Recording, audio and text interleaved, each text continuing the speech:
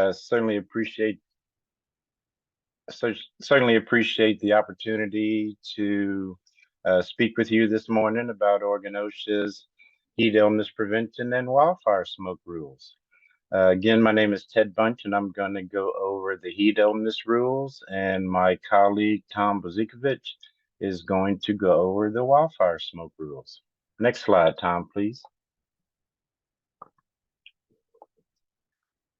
So as Eric mentioned, it was about a year ago when we adopted our heat illness prevention rules, and they became effective almost a year ago. And as you all are probably familiar, the standard applies whenever an employee performs work activities, whether indoors or outdoors, when the heat index equals or exceeds 80 degrees Fahrenheit. Next slide. Our rules contain both full and partial exemptions. In terms of the full exemptions, when employees are exposed to heat for less than 15 minutes in any 60-minute period, they are fully exempt. Exposures to heat generated from a work process, such as in kilns or foundries or bakeries, and we'll talk about that a little bit more later. Emergency operations that are directly involved in the protection of life or property are fully exempt, as well as buildings and structures that have a mechanical ventilation system that keeps the heat index below 80 degrees Fahrenheit. Next slide. In terms of our partial exemptions, employees who perform either rest, an example of rest would be sitting or thinking, or light work. These are defined in the appendix of the rule. Light work would be like slowly walking. Are exempt only when the heat index is less than 90 degrees. So when it's higher or equal to 90 degrees, these employees are not exempt. Associated support activities for wildland firefighters are exempt only from the requirements of Section 7, which is the acclimatization section. And employees who work from home are subject only to the training requirements and the training documentation requirements listed in Section 9 and 10 of the rule. Next slide. Going to quickly go over the rule requirements that I'm sure you all are familiar with. We require that when the heat index is equal to or above 80 degrees, that employers provide access to shade. We define shade as complete blockage of sun, and it must be large enough, that shade area must be large enough to accommodate everyone that is on a rest break. We also require that employers provide water, 32 ounces of water per employee per hour. Whenever the heat index is above 80 degrees Fahrenheit, that water has to be either cool or cold. When the heat index equals 90 degrees or greater, we require increased communication, process for employers to identify if an employee is experiencing a heat-related illness.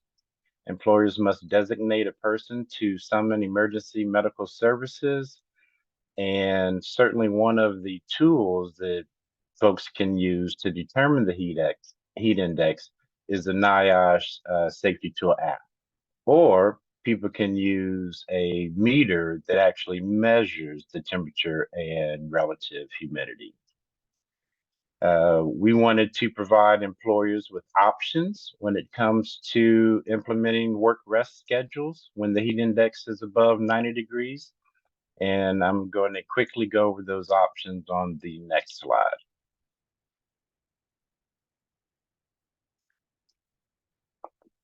So as I just mentioned, employers have three options when it comes to developing a rest break schedule or a heat illness prevention rest break schedule. They can develop their own. There are 5 elements that must be integrated into this plan if they decide to develop their own, or they can choose the NIOSH work rest schedule, which is listed in the appendix. And we also came up with a simplified schedule in terms of the frequency and intervals of those heat illness prevention rest breaks. Next slide. We also require employers to develop an emergency medical plan. That plan must address when employees are exposed to excessive heat and if they experience a heat-related illness, what the employer is going to do to address that. We also gave employers options when it comes to developing a climatization plan. They can develop their own. They do have to integrate some elements in the rule into their plan, or they simply can follow NIOSH's acclimatization plan, again, which is listed in the appendix. Next slide. We also require employers to develop a heat illness prevention plan. That plan must be in writing. We also require that both supervisors and employees undergo training annually before employees are expected to be exposed to excessive heat. We developed an online training program that actually satisfies 5 out of 7 of those training elements. 2 of those training elements are employer specific. And of course, we require that employers document when employees are trained. Next slide. Our heat illness prevention rules also amended our ag labor housing rules. They require cooling areas, a process for minimizing the heat inside the housing units. They also require, our rules also require that employers that have ag labor housing inform employees of the heat illness or the heat index inside. We also require that some specific training information be provided to employees. And of course, they also have to have access to emergency services. And I believe that's it for the heat illness prevention rules. Tom, I believe you're up.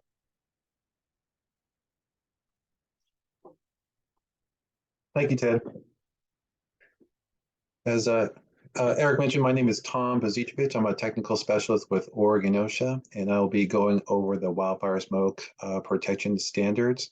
So we have 2 standards, one for general industry and one for agriculture, and they're basically identical standards. So the wildfire protection standard, wildfire smoke protection standard, addresses the contaminant of most concern in wildfire smoke, which is fine particle matter, also known as PM 2.5.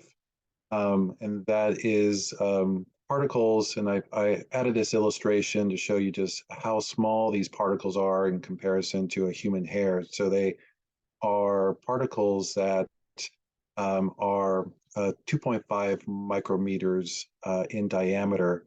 And when it comes to the rule threshold for exposure, it is established at 35.5 micrograms per cubic meter, which is equivalent to a more known measure of air quality, which is the air quality index, and the value is equal to 101 AQI or PM 2.5. So it's important for people to understand that there are other contaminants that the air quality index values are associated with. And when they are looking at whatever the air quality for a particular day is, to make sure that they are looking at the air quality index for PM 2.5 and not the other types of air contaminants such as sulfur dioxide or ozone, and there's 5 different ones that the air quality index does address, but we are only concerned with the PM 2.5 when it comes to the rule. So like the heat standard, we do have full and partial exemptions for wildfire smoke protection.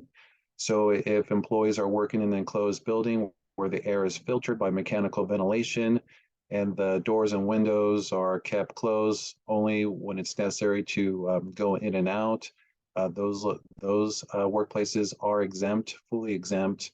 Also, activities involving operating vehicles, which the air is properly made is operated or is filtered by a cabin filtration system. And again, when the windows and doors are kept closed, only to briefly enter and exit, those are exempt. However, not exempt when it comes to vehicles are buses and light rails that there's frequent onboarding and deboarding of passengers due to that frequency of opening doors, the ability for those, if there are any filtering systems, will not be able to keep up with the intrusion of wildfire smoke. So those are not exempt. Also exempt is employers who have predetermined that if wildfire smoke does affect their work area, that they're going to remove their employees from that exposure. And so if that is something that an employer has chose to do ahead of time and they follow through with that policy, then they are exempt from the rule. And then the last one there is employees working from home. So those are the full exemptions. So moving on to the partial exemptions, and the partial exemptions exempts employers that fall into these categories from the elements of the standards, except for two, and that is the training, information and training, and the voluntary use of filtering face piece respirators. So those employers or type of operations includes emergency operations that are directly involved with the protection of life and property, wildland firefighting and associated support activities, and work activities with intermittent employee exposures of less than 15 minutes in an hour when the AQI is over 101, or a total exposure of less than 1 hour in a single 24-hour period. So you cannot combine those 15-minute intervals. They would have to be spread out to, within not within the same hour, and then a total exposure time within that 24-hour period. So the key requirements of the standards includes an exposure assessment. So employers need to determine when employees are exposed to the thresholds, so the action levels of the AQI. And like I said, we do use AQI because that information is readily available to employers and employees. And so they can go to different websites that we have. They can go to Air Now, EPA, Oregon DEQ, and I can go over that in a little bit. We do have a publication that is pretty comprehensive for actually both standards, and I'll just show you that here in a little bit. But other key requirements includes information and training of employees. That training needs to be documented. There needs to be a way for employers to communicate with employees who might be working mobilely or remotely and then possibly exposed to wildfire smoke. So there needs to be some way to communicate both ways. There should be controls such as engineering and administrative controls used when employees are exposed to an AQI above a 101. And that could be something like an engineering control would be if you have like a construction site and offices and job trailers that don't have mechanical ventilation designed in them, use portable HEPA type of filters to reduce the PM 2.5 levels in those small work environments, or administrative controls where you can maybe delay work to when the air quality gets better. And so the requirement for voluntary use of respirators start at an AQI of 101, and that goes into an AQI of 250. So respirators need to be made available, and we're talking about like N95 or P100 type of filtering face piece respirators. These aren't elastomeric type of tight fitting respirators we're talking about. Those aren't actually allowed to be used for voluntary use. And so for required use, we do still allow the filtering face piece respirators, but it's at the 251 to 500 level without a medical evaluation or fit testing. However, once the AQI is over 500, if employers require their employees to work when the air contamination is that high, then the employer would need to implement a full respiratory protection program under our respirator standard, which would require medical evaluation and fit testing for employees.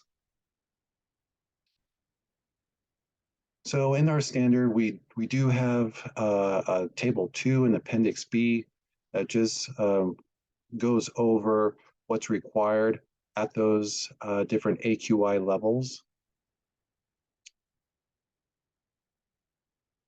And we have online training for employers to use that goes over 5 of the 10 required elements. So I'll share with you our web pages for heat and smoke.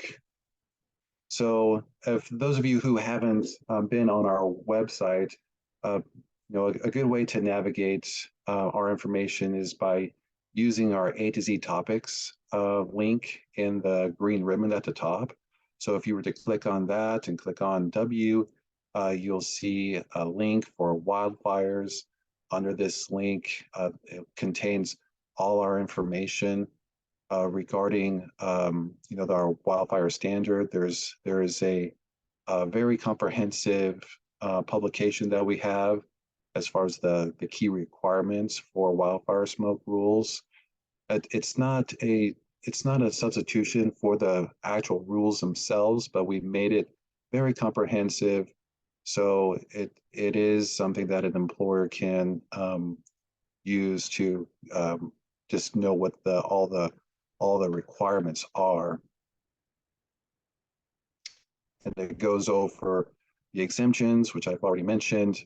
It also includes the table that we just saw. And then it lists the different types of resources you can get, the AQI levels, as I mentioned, Oregon DEQ, and then US EPA, the Air Now. You can also go to the Oregon Smoke blog. They link over to the Air Now map. It also has an example of the 531 visibility index. So this is an option for employers to use when they don't have access to online information regarding the current AQI for their area, or maybe the nearest air monitor is a long distance away, and it may not be giving a good representation of the air quality that they're actually working in. So this just gives an example where you can use, if you're able to determine the distance of like a landmark at these distances that are listed in the table. You can make a kind of a guesstimation on the air quality that would necessitate the use of a respirator. Also, it goes over the specific information that needs to be included in the training, and then also mentions a type of employer-specific type of training that needs to be augmented if an employer chooses to use the online training that we have available then it lists what the employer would have to provide as far as their specific operations. And it goes over briefly the two-way communication. That communication can be, it can be verbal communication if supervisors have that information and they're working closely with employees, or it could be text, email, as long as it's effective and it allows for employees to communicate with their supervisors too, in case there's like issues related to access to respirators and that sort of thing. Also just goes over the control methods, like the engineering and administrative controls that I've already mentioned, and then the filtering face piece respirator use.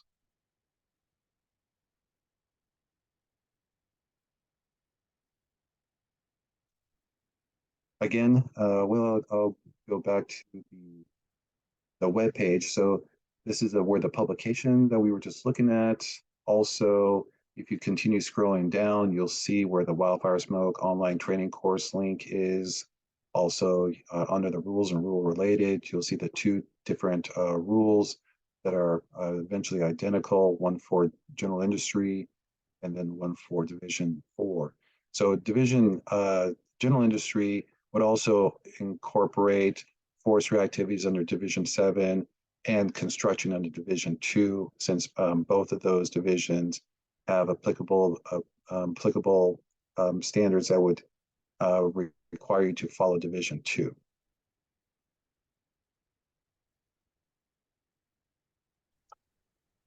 Hey, Tom, Yes, can you pull up the heat stress page real quick? certainly.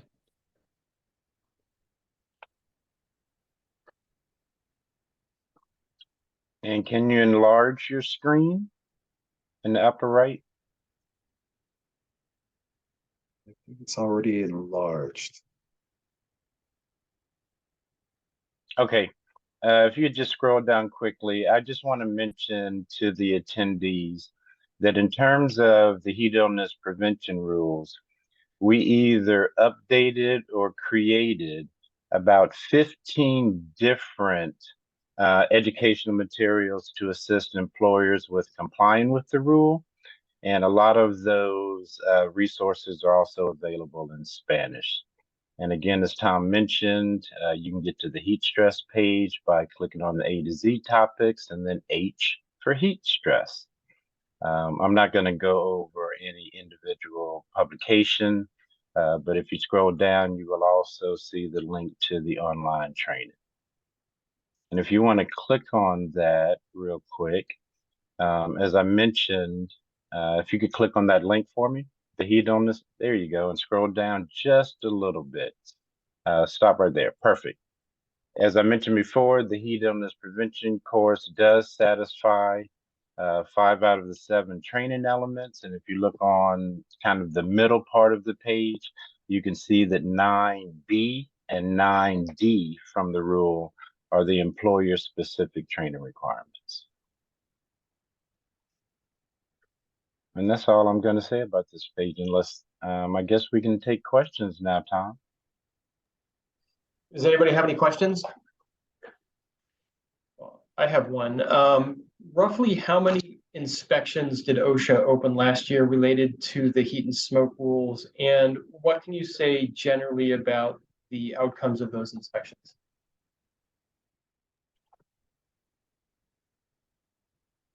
Tom, you want to go first? I'm not aware of any inspections related to the wildfire smoke. Fortunately, last year's wildfire season wasn't as bad as previous years. There was a lot of wildfire smoke, in the southern portions of the state that really did not impact the heavier populated areas. Of course, like Medford is unfortunately does have probably the higher days of wildfire smoke intrusion, but I'm not aware of any inspections related to that for wildfire smoke. In terms of heat, I believe that we received over 200 complaints related to heat. I'm not on the enforcement of the compliance side. I can't really speak to the outcome. So yeah, We do have, there I- you go, Greg. hi, I'm Greg Lowell. I'm the policy manager with Oregon OSHA. And so, Eric, in response to your question, we haven't had any citations go all the way through like a full hearing with an outcome. We've had certainly some appeals and some cases that have settled. One of the more difficult areas, I think, from a enforcement side is the exemption for heat generated by the work process. And we do have a new fact sheet that has just been published on our website to provide a little clarification on that area of the rules. Okay, and did the complaints last year reveal any patterns that it might be useful for employers to know about? You know, for instance, did one or two types of complaint predominate, or did they focus on certain kinds of industries?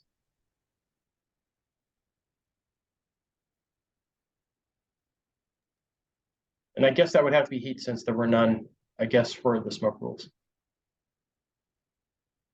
Certainly, as Greg mentioned, I think a lot of the complaints that we received, there was also heat generated from a process, whether it's from a bakery or from an oven or things along those lines.